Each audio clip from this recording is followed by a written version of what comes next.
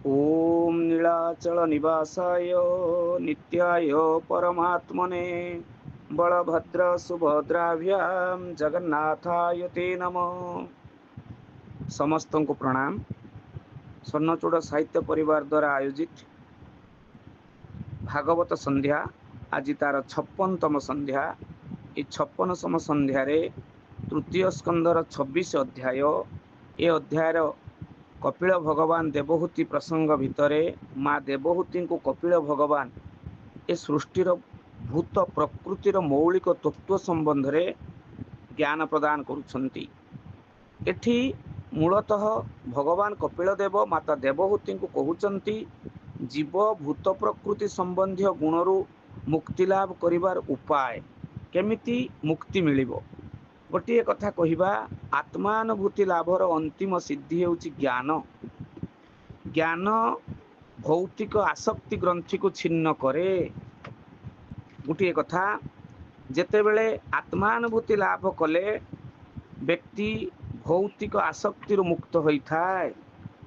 उपयुक्त ज्ञानानुशीलन और मिथ्या अहंकार रु मुक्त हेबा जीवनर अंतिम आवश्यक। आम भितरे महानता एक चेतना। परम चेतना हेउछि भगवान को अस्तित्व। जगन्नाथ सुंदर भाव लिखिले, सांख्य मतरे सर्वतत्व जे रूपे होई लेटी जात ताहांक जे अबालक्षण छवि से होइछि बखाण। विष्णु कहंती तस मने मनु तनया सन्निधाने। श्री शुकवाच एबे तु तत्व ज्ञान शुण जेणे जीवर परित्राण। जो तत्व ज्ञान शुणिले जीव परित्राण पाए। तेणु चेतना नित्य शाश्वत भावे सर्वत विद्यमान। भौतिक शक्तिर ज्ञान आवरण करिवार भौतिक शक्तिर ज्ञान कौन करे ना आवरण करिवार शक्ति रखि थाए। विस्मृत जीव एक रोगग्रस्त पागल मानव। शुद्ध जीवात्मा भगवत चेतनशील अटे। भूत प्रकृतिर प्रभाव जोगु जीव भौतिक चेतनारे मग्न होइछि। तेणु भूत प्रकृतिर प्रभाव जीव निकटरे कर्तृत्व अभिमान आसे। भौतिक चेतना जीवर बद्ध जीवनर कारण। भौतिक शक्ति जीव को बंधन दशारे पकाए। दिव्य आत्मा भौतिक कर्मर ऊर्ध्वरे थाए। जीवर बद्ध अवस्था तार लीला अटे। लीला शब्द केवल भगवान का निकटरे प्रযোज्य। भगवान प्रत्येक जीवर पथ प्रदर्शक। बद्ध जीवर दुख जंत्रणा भौतिक आसक्ति होइथाए। जीव निजे ही निज दुखर कारण। दृश्यमान जगत चिरस्थायी नुहे।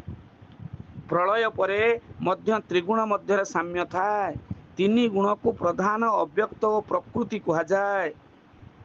भूत प्रकृतिर प्रकाशर पूर्व अवस्था होची प्रधान। भूमि जल अग्नि वायु आकाश होची पंच महाभूत जहाँ भौतिक तत्व। शब्द स्पर्श रूप रस गंध होची पंच तन्मात्र बा सूक्ष्म तत्व। कर्ण चक्षु नासिका जिह्वा त्वक ये होची पांच ज्ञानेन्द्रिय। बाक पानी पाद पायु उपस्थ ये होची पांच कर्म इंद्रिय। मन बुद्धि अहंकार और चित्त होची चारि भेदरे अंतरंग इंद्रिय। तेणु 24 तत्व परे काल हेउची 25 तत्व। आमे कहू 5 मन 25 प्रकृति यही 25। तेणु भगवान को प्रभाव काल बा समय ठारे अनुभूत हुए। आत्मार वृत्ति हेउची चेतना। चेतनार अंतराल रे आत्मा अछि।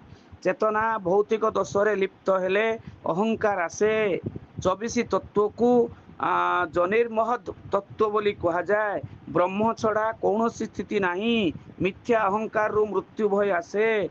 देहरे आत्मबुद्धि जोगु मृत्यु भय अछि। भूत प्रकृति गर्भवती हेले सृष्टि क्रिया आरंभ हुए। तेणु भूत प्रकृति समस्त प्रकार प्रकाशर जन्मस्थान। जीव माने चिद प्रकृतिर अंतर्गत। विष्णु पुराण एक कथा कहती। तेणु चिद जगत रे भौतिक तत्वर क्रिया और प्रतिक्रियार कार्य नहीं। सत्व गुण महत तत्व प्रकाशित। आउ चेतनार विकार स्तर को अहंकार कहा जाए। चेतना प्रारंभ रे शुद्ध व सृष्टि परे कलुषित हुए। तेणु भौतिक क्रियार मूल कथा मिथ्या अहंकार। भौतिक बंधनर मूल कारण हेउछि मन। मनरु जड़ इंद्रिय प्रकाश। स्थूल महाभूत इंद्रिय माने मनर उत्पत्ति हेउछि त्रिविध अहंकार। मनर संकल्प और विकल्प वृत्तिरु कामना जन्म निये। संकल्प और विकल्प मनस्तत्वर लक्षण। मन इंद्रिय मानक अधीश्वर। तेणु जोग विधि कहिले मन संयम को बुझाए।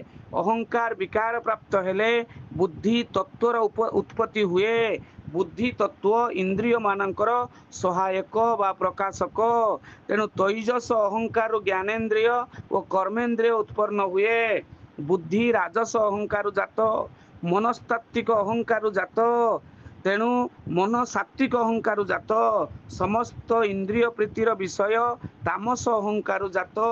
तामस अहंकार चालित हेले शब्द तन्मात्र जात हुए। शब्द अर्थर वाचक और वक्तार ज्ञापक। तेणु यही अर्थरे कहिबा यही अध्याय अत्यंत तत्वपूर्ण।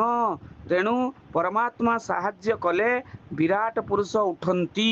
शेषरे कहूची समस्त को प्रणाम।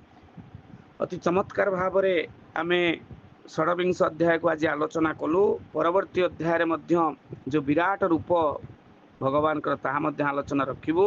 समस्त को सेते पर्यंत अभिनंदन स्वागत एवं भूमिष्ठ प्रणाम। हरि ओम तत्सत। नमो भगवते वासुदेवाय।